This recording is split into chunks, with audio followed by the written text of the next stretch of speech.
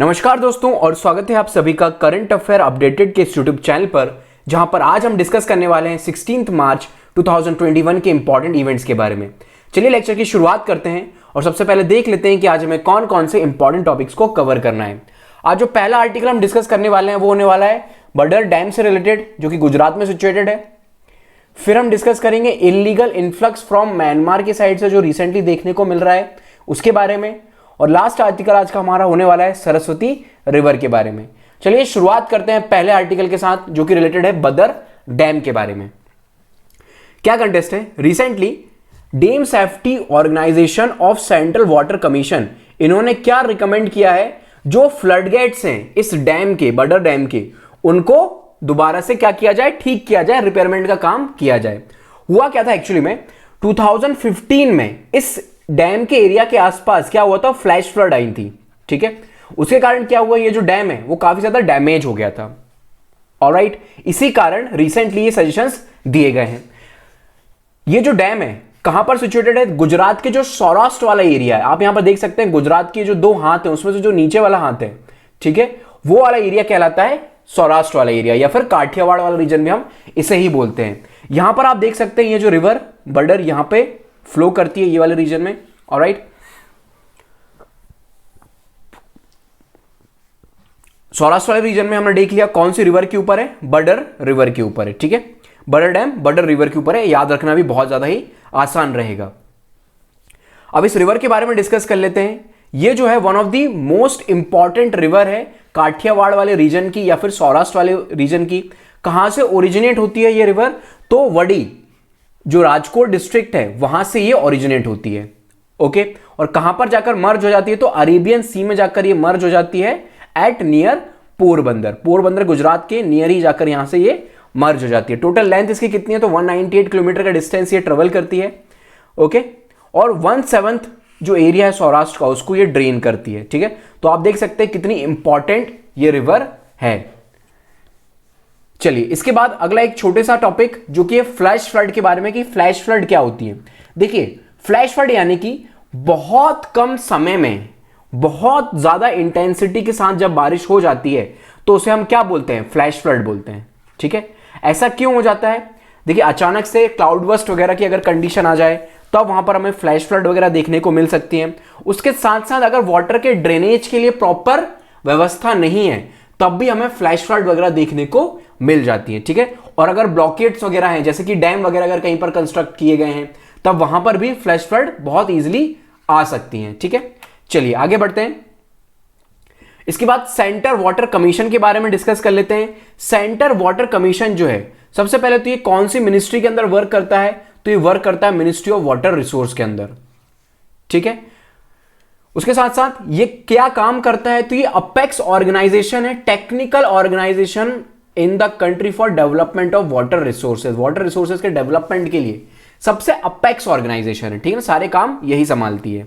उसके बाद the commission is responsible for initiating, coordinating and further in consultation with the state government the scheme for control, conservation, development and utilisation of water resources throughout the country for the purpose of irrigation, flood management, water generation, navigation, etc. अलग अलग जो purpose हैं water के use के, उन सभी purpose को भी ये देखती है। चलिए इसके बाद अगला आर्टिकल डिस्कस करते हैं जो कि रिलेटेड है इलीगल इन्फ्लक्स फ्रॉम म्यांमार के बारे में। क्या कंटेस्ट है, देखिए अभी क्या हुआ है, म्यांमार में मिलिट्री कूप हमें देखने को मिला है। ठीक है ना, वहां की जो डेमोक्रेटिक इलेक्टेड गवर्नमेंट है उसको हटा दिया गया है और उसकी जगह मिलिट्री ने दोबारा से म्यांमार के ऊपर क्या कर लिया है, कंट्रोल कर लिया है। इसके कारण क्या हो रहा है, इंडिया से जो बॉर्डर स्टेट हैं जो म्यांमार की बाउंड्री को टच करते हैं, वहां से उस एरियाज में हमें बहुत सारे इलीगल माइग्रेंट्स का इनफ्लो देखने को मिल रहा है। ठीक है, तो इसी के related ministry of home affairs ने क्या बोला है, डायरेक्शंस वगैरह दिए हैं नागालैंड, मणिपुर, मिजोरम, अरुणाचल प्रदेश को कि वो क्या करें, बॉर्डर एरियाज में चेक एंड बैलेंस बना के रखें और इस बात को इंश्योर करें कि इन्फ्लक्स वगैरह ना हो। ठीक है, उसके साथ साथ स्टेट गवर्नमेंट को तो बोला ही गया है, और कौन कौन सी और एजेंसीज हैं, तो जो बॉर्डर गार्डिंग फोर्सेज हैं जो कि असम राइफल है। ठीक है, असम राइफल क्या करता है, बॉर्डर को गार्ड करता है इस वाले रीजन में, ठीक है। उन्हें भी बोला गया है कि आप भी थोड़ा हाई अलर्ट पर रहें, ठीक है। इंडिया में जो है ऑलरेडी रोहिंग्या जो माइग्रेंट्स हैं म्यांमार से, वो ऑलरेडी बहुत ज्यादा हैं। अगर हम टोटल नंबर देखें तो 40,000 रोहिंग्या रेफ्यूजीज इंडिया में अभी इस समय अलग अलग स्टेट्स में रह रहे हैं। और अभी अगर और ज्यादा इन्फ्लक्स हो जाता है इंडिया में तो माइग्रेंट का क्राइसिस वगैरह इंडिया में देखने को मिल सकता है, ठीक है। देखिए, मिनिस्ट्री ऑफ होम अफेयर्स ने जो इंस्ट्रक्शन वगैरह दिए हैं उसके पीछे एक रीजन ये भी है। वैसे तो इंटरनेशनल लेवल पर आप क्या नहीं कर सकते, रेफ्यूजीज वगैरह को उनके साथ इल ट्रीटमेंट वगैरह नहीं कर सकते, बट इंडिया जो है वो किसका मेंबर नहीं है, United nation refugee convention of 1951 and 1967, India इसका मेंबर नहीं है। इसीलिए हम इंटरनेशनल किसी भी तरह से लीगली बाइंडिंग नहीं है रेफ्यूजी प्रोवाइड करने के लिए, ठीक है ना, उनको रहने के लिए जगह वगैरह प्रोवाइड करने के लिए किसी तरह से लीगली बाइंडिंग इंडिया नहीं है। ओके, चलिए फिर इसके बाद बैकग्राउंड वगैरह डिस्कस कर लिए, ऑलरेडी हमने कर लिया, पुराने आर्टिकल्स में हमने डिस्कस कर लिया कि किस प्रकार से मिलिट्री कूप वगैरह म्यांमार में हुआ है, उसके कारण क्या चेंजेस वगैरह इंडिया और म्यांमार के जो रिलेशन है उसमें हमें देखने को मिल सकते हैं। ये सारे पॉइंट्स हम अपने लास्ट लेक्चर्स में डिस्कस कर चुके हैं, आप एक बार दोबारा से लेक्चर को रेफर कर लीजिएगा, ठीक है। चलिए आगे बढ़ते हैं।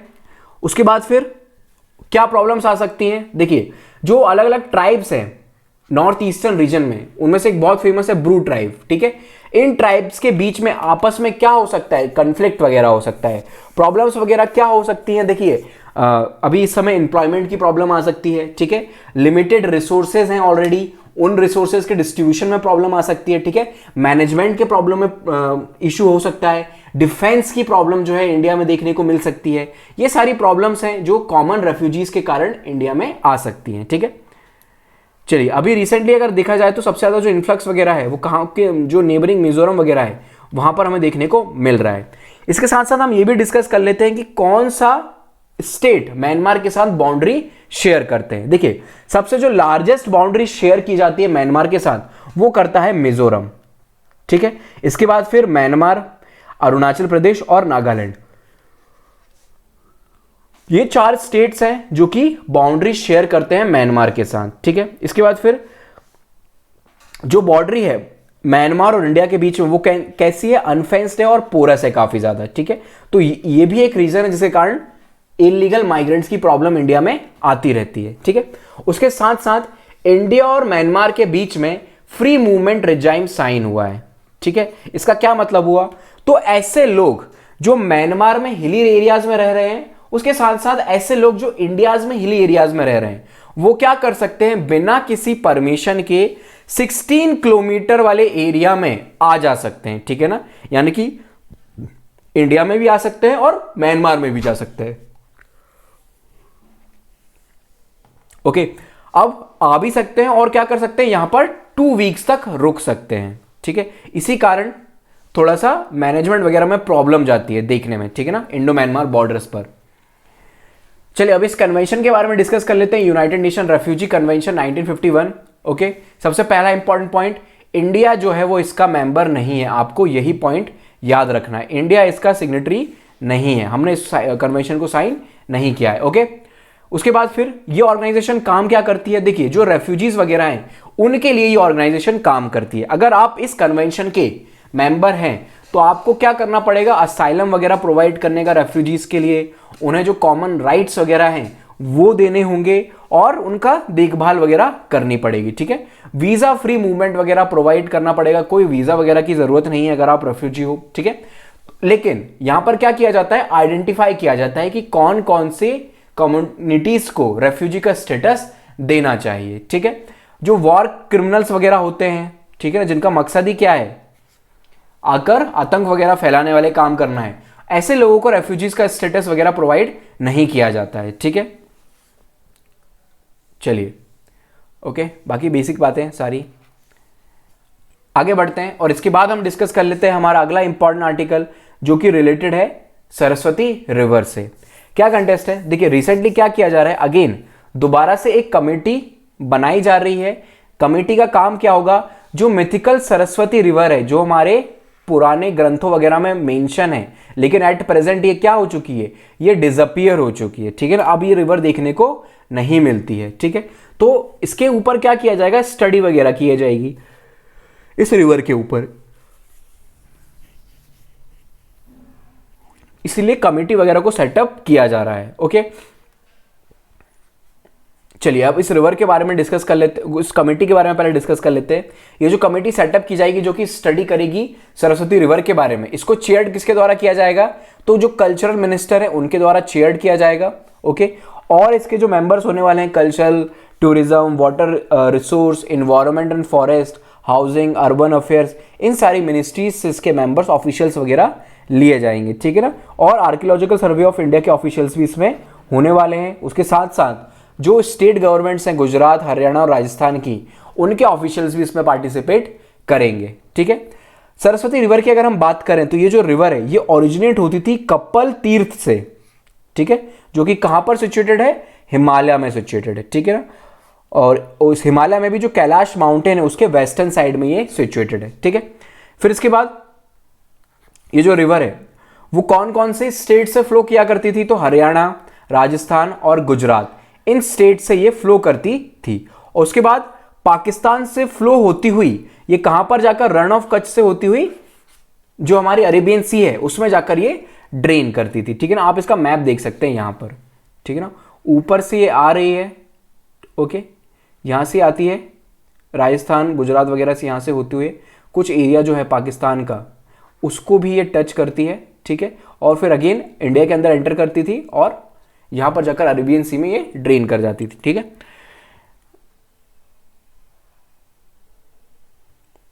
चलिए ठीक है, इसके हिस्टोरिक एविडेंस वगैरह हमें कहां देखने को मिलते हैं, तो देखिए ये एक बहुत इंपॉर्टेंट रिवर कंसीडर की जाती थी ऋग वैदिक पीरियड में, ओके, और उसके बाद फिर लेटर वैदिक पीरियड में, ठीक है। जो बुक 6 है ऋग वेदा की, उसमें एक पूरा का पूरा हाइम है जो कि डेडिकेटेड है किसके लिए, सरस्वती रिवर के ऊपर, जिसका नाम है नंदिस तुति शुक्ता, ठीक है। जो इस रिवर के बारे को क्या बताता है, इस रिवर को बताता है परफेक्ट मदर, अनसरपास्ड रिवर और सुप्रीम गॉडेस, ठीक है। तो काफी इंपॉर्टेंट सिग्निफिकेंस रहा है इस रिवर का पास्ट में, ठीक है। लेकिन ऐसा माना जाता है कि फिर अराउंड 4000 ईयर्स अगो ये रिवर क्या हो गई, डिसअपियर हो गई। इसके पीछे रीजंस वगैरह क्या दिए गए हैं, क्यों ये रिवर जो है वो ड्राई हो गई है, तो देखिए क्या हुआ था ना, 4000 ईयर्स अगो टेक्टोनिक एक्टिविटीज वगैरह हुई थी, उसके कारण क्या हुआ था, ये रिवर जो है वो कट हो गई थी, इसके मेन सोर्स, जो भी इसके मेन सोर्सेज वगैरह हुआ करते थे वहां से ये रिवर कट हो गई, ठीक है। इसके कारण इसका जो वाटर है वो धीरे धीरे करके ड्राई हो गया, ओके। उसके बाद फिर अगला इंपॉर्टेंट पॉइंट, ये जो रिवर है ये इलाहाबाद में भी पहुंचती थी, ठीक है, लेकिन इलाहाबाद में पहुंचने के इसके फिजिकल एविडेंसेस वगैरह नहीं मिलते हैं। ऐसा कंसिडर किया जाता है कि ये रिवर यमुना में जाके मिलती थी, फिर यमुना जो है वो जाकर इलाहाबाद में गंगा से मर्ज होती थी और वहां पर ये त्रिवेणी संगम बनाती थी ना, आज भी उसे इसी नाम से जाना जाता है उस एरिया को, ठीक है, त्रिवेणी संगम। 3 रिवर्स यहां पर आकर मर्ज होती थी, ऑलराइट, याद रहेगा ये बात। चलिए सो गाइस, ये था हमारा आज के सभी इंपॉर्टेंट आर्टिकल्स का डिस्कशन। उम्मीद है आपको ये लेक्चर पसंद आया है। अगर आपको कोई प्रॉब्लम तो आप हमें कमेंट बॉक्स में बता सकते हैं। वीडियो को लाइक करें, ज्यादा से ज्यादा शेयर करें। Thank you so much for the discussion, have a good day.